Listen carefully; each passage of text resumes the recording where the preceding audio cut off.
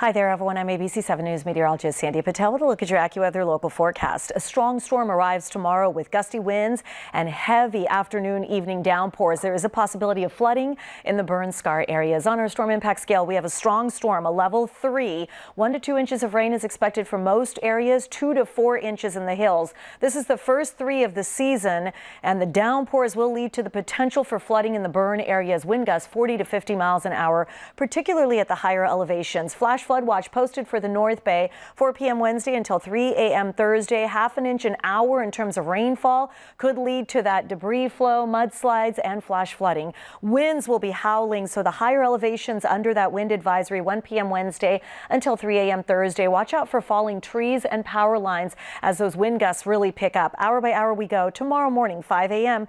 Most of you just dealing with cloud cover. In the North Bay, though, we will see some light showers staying there at 7 a.m. you will notice. And then as we head towards the afternoon, this is when the storm arrives. At noontime, Mendocino County starting to sink south. By 4 p.m. North Bay is just getting clobbered by some heavy rain and gusty winds. 7 p.m. it's finally transitioning into San Francisco and the East Bay. And as we head towards 10, 11 o'clock at night, it starts to shift southward and eastward, but so slow going that it is going to drench the Bay Area. The reds indicating the very heavy rainfall through the region. We'll likely see some flooding across the area. 4 a.m., 5 a.m. Thursday, still some moderate to heavy rain in the South Bay, and 7 a.m. Thursday, we'll start to see those scattered showers. They'll continue right on through to Thursday night. In terms of rainfall totals, I took this all the way through Thursday evening.